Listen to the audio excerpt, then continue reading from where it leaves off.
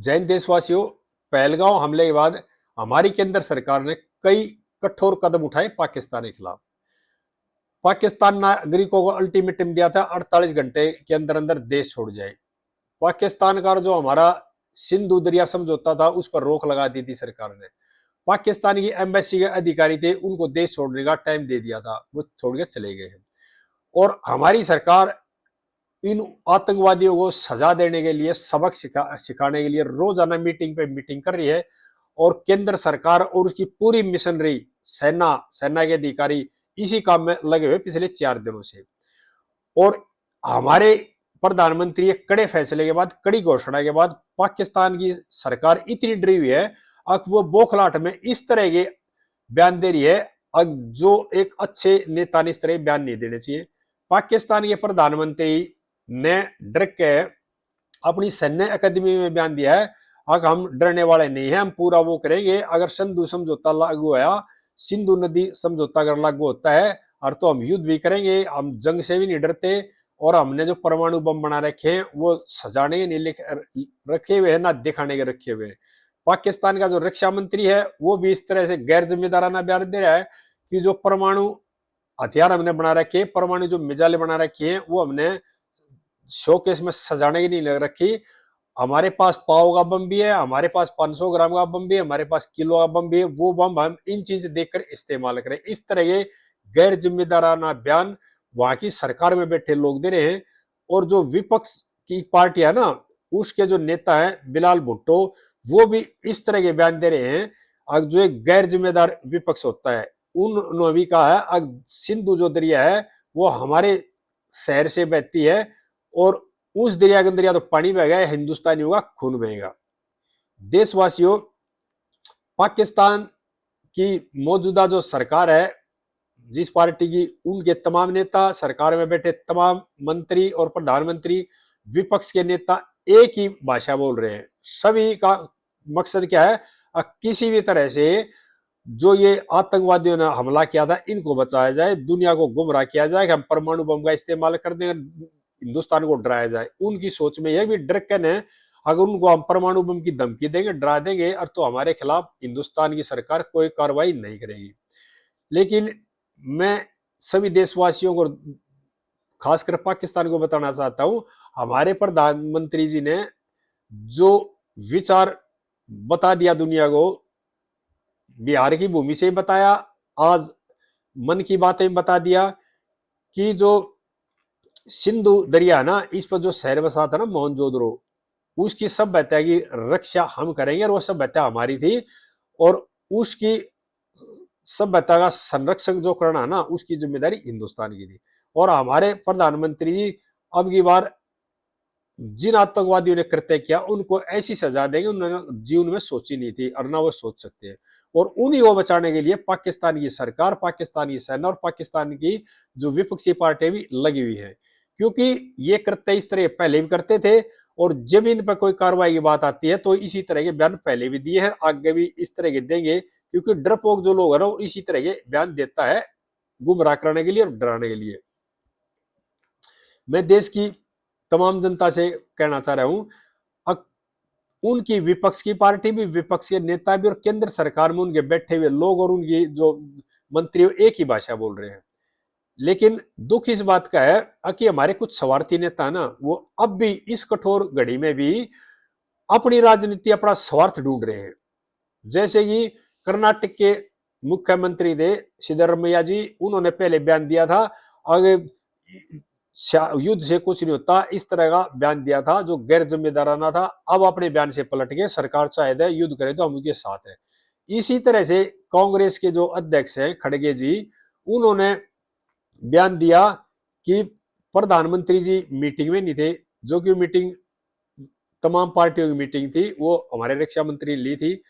तो उसमें प्रधानमंत्री के और बहुत काम होते हैं, प्रधानमंत्री जी नहीं थे तो उसी को उन्होंने जवाब लेना मांगना शुरू कर दिया। और खड़गे जी ने यह भी कहा है कि सुरक्षा में चूक हुई है, इसकी जिम्मेदारी प्रधानमंत्री ले। और इस तरह के गैर जिम्मेदाराना बयान खड़गे जी ने दिए हैं। हमारे देश की जो स्थिति है, हमारा देश जिस संकट की घड़ी से गुजर रहा है, उन के बारे में सोचना खड़गे जी के दिमाग में नहीं आया, उन्होंने सिर्फ जवाब चाहिए। खड़गे जी, मैं आपसे एक बात पूछना चाह रहा हूं, ये जो घटना है ना, ये पीछे भी घटी है, अब भी घटेगी, आगे भी घटेगी, इसकी कोई जो वो नहीं है, ऐसी घटनाएं नहीं घटती, और ये पूरी दुनिया में घटती हैं। अमेरिका इतना बड़ा देश, इतनी बड़ी सुरक्षा एजेंसियां, और 9/11 अमेरिका में हुआ था। इजराइल इतनी चुस्त और दुरुस्त वहां की व्यवस्था, वहां की एजेंसियां, उसके बाद भी उनके साथ भी हुआ था। जब कोई गलत आदमी किसी गलत करते हो करना चाहे ना, तो वो कई बार सफल हो जाता है, कई बार एजेंसियां उसको पकड़ लेती है। ये कोई जरूरी नहीं है हर बार एजेंसियों के द्वारा पकड़ा जाए, या उनके जो प्लान है उसको एजेंसियों पता लग जाए। चुपचाप अगर आदमी कोई का काम करना चाहे, तो कई बार ऐसा हुआ है, अगर जो नहीं पकड़ मारता, इसमें सरकारों की या एजेंसियों की गलती नहीं होती। ये मैं ये कह रहा हूं, ये बड़े बड़े जो देश है ना, उनके साथ भी इस तरह की हुई है। और ये समय है ना, वो सरकार से चूक पूछने का, जवाब लेने का नहीं है। ये जो संकट की घड़ी में हमारा कर्तव्य बनता है, और विपक्षी पार्टी के तमाम नेता कर्तव्य बना है, हम अपनी सरकार के और अपनी सेना के साथ खड़े हुए। हमारा सवाल जवाब सरकार से जो तलब करना, वो बाद की बातें हैं। सबसे पहले इस संकट की घड़ी में पूरा देश, तमाम राजनीतिक पार्टियां, तमाम नेता अपने स्वार्थ को त्याग करके देश के प्रधानमंत्री, देश की फौज और देश की सरकार के साथ खड़ा होना है। और जिस तरह के पाकिस्तानी नेता बयान देते हैं, इस तरह का बयान आप लोगों ने भी देना चाहिए। और मैं तो ये कहूंगा, अपने बच्चों को भी कह दो, बंदूक की ट्रेनिंग ले लो चलाने के लिए, अपने बच्चों को तो सबसे पहले मोर्चे पर हम जाएंगे, आप तैयार हो इसके लिए। जब देश में शांति आएगी, जब हमारे नेता हमारी सरकारों से सवाल पूछेंगे इतने कठिन समय में, और दुश्मन देश के जो नेता और विपक्ष एक तरह की भाषा बोलेंगे, तो आपका जो इस समय में इस तरह का गैर जिम्मेदाराना जो बयान है ना, वो देश की सुरक्षा के लिए और देश के लिए नुकसानदायक है। आप अपने स्वार्थ के लिए इस तरह के बयान दोगे, तो ये देश का नुकसान है, आपका भी इसमें कोई फायदा नहीं है। आपको जो सत्ता अब आपके पास नहीं है, सत्ता आपके पास दोबारा आ सकती है, लेकिन इस तरह के गैर जिम्मेदाराना बयान देने से सत्ता नहीं आएगी। सत्ता जब आएगी जब आप देश की जनता के साथ, देश की फौज के साथ, देश की सरकार के साथ खड़े होंगे।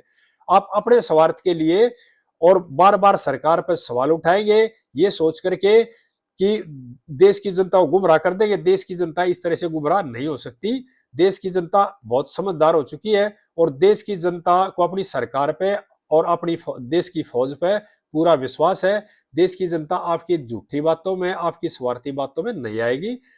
आपकी भलाई भी इसी में है कि आप इस तरह का बयान देने से पहले 2 बार सोच ले, क्योंकि आपका जो दिया बयान है ना, वो दुश्मन देश को फायदा पहुंचाता है और हमारे देश को नुकसान पहुंचाता है।